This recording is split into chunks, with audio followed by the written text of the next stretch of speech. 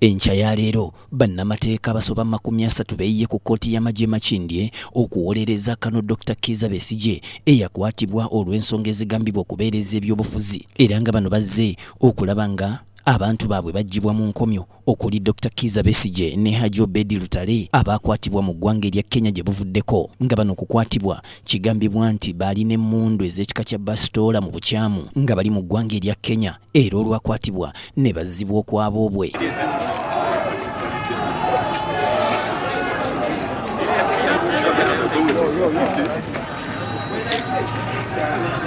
Teeka bano kwegattiddwako ne munnamateeka Martha Karua okuva mu ggwanga erya Kenya era ng'ono ye munnamateeka omukulu alina okuyimirira mu musango guno. Wabula ebyembi munnamateeka ono tannaba kubeera ng'afuna olukusa olumukkiriza okulinnya mu kkooti ya Uganda okuwolereza anti yasooka n'ateekayo okusaba kwe ng'ayita ku mutimbagano wabula ne kugaanibwa nga baagala kwa buliwo era wano mangu ddala baabiteekamu engatto ne baleeta empapula mu buliwo ne baziteekayo ku kitebe kya Uganda Law Council ekikulemberwa omulamuzi Irene Mulyagonja. Kigambibwa nti Martha Karua alina okufuna empapula olunaku olw'enkya kyokka olwaleero Besigye ne munne ne baleetebwa mu kkooti.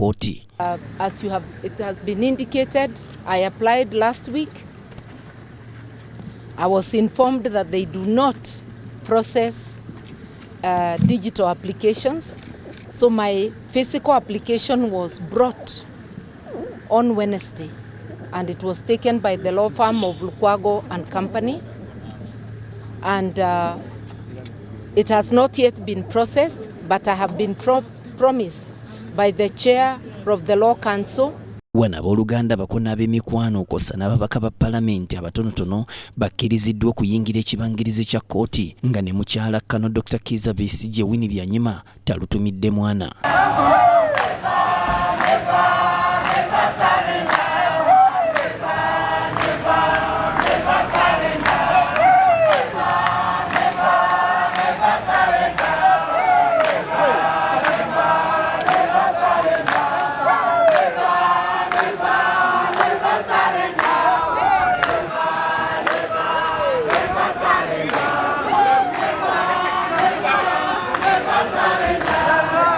Ebyokwerinda nga bulijjo bibadde ggulugulu era nga binywezeddwa era nga waliwo abawagizi ba Besigye abatakkiriziddwa kuyingira mu kibangirizi kya kkooti mu ssaawa ez'akalasamayanzi. Besigye awamu n'Obed Lutale batuusiddwa mu kkooti wakati mu buwagizi omubadde n'okuwaga.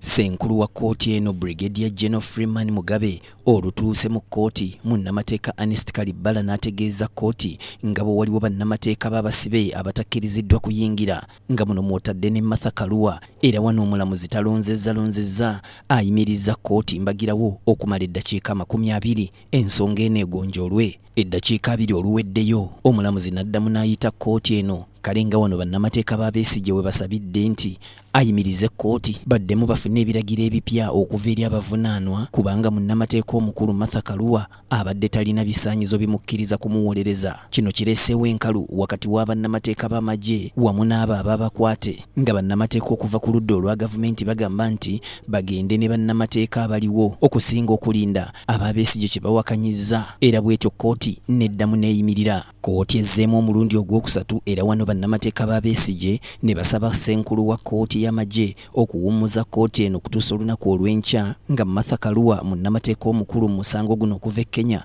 afunye empapula ezimukkiriza okuwolereza omuntu we.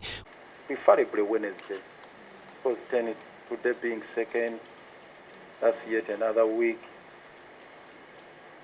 and just a simple matter of processing the PC for the lead counsel and fully constituting our legal team. Yes, we understand you have a busy schedule, but this matter touches rights and possibly the Constitution, so that can be given priority, Mr. Chairman. Wednesday probably would be convenient to us and court. wabula ssentebe wa kkooti eno abawadde ennaku z'omwezi nga 10 omwezi guno okuddamu okuleeta Besigye mu kkooti nga wano n'ensala ya kkooti wejja okuweebwa okulaba obanga Besigye okuwozesebwa mu ggwanga lya Uganda kiri mu mateeka ate nga yakwatibwa mu ggwanga lya Kenya. On Thursday we don't sit. On Wednesday we don't sit, sorry. And the consequent days are of course for others to organize the files and the rest. I think on 10th next week is not very far. Can be patient on that because this week is already full.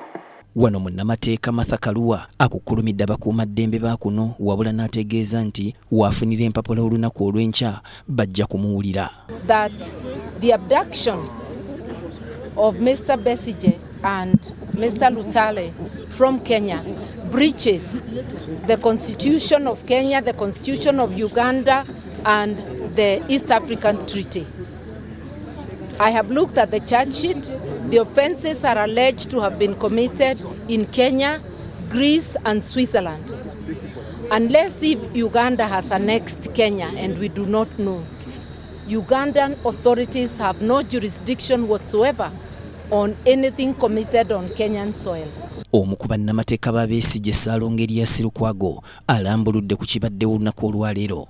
Tebannamaliza zi processinga okusaba twakuteekayo wiiki ewedde nga 27 olwaleero bwe twogeddeko ne judge ku ssimu tubaddeyo mu law council naye nga taliyo ne twogera naye ku ssimu n'atukakasa nti enkya bayinza okumaliriza process eno certificate bagimuwe era emirimu gitandike naye olwaleero musango gwongeddwayo paka ng'ennaku z'omwezi 10 tugenda kumaliriza nga senior council bw'abannyonnyodde wano enteekateeka zaffe empanvu tugenda kuŋŋaanya bamupuliida Honorable Martha Karua tumwebaza akulembeddemu ttiimu eno olwaleero be mulabyeko 35 ab'e Uganda kaakati kugenda kweyongerako ttiimu yonna nga gy'abannyonnyodde already ya contacting z'edda Ghana ya contact Nigeria ya contacting z'edda Tanzania abagenda okuva Kenya bangi abagenda okuva Zambia abagenda okuva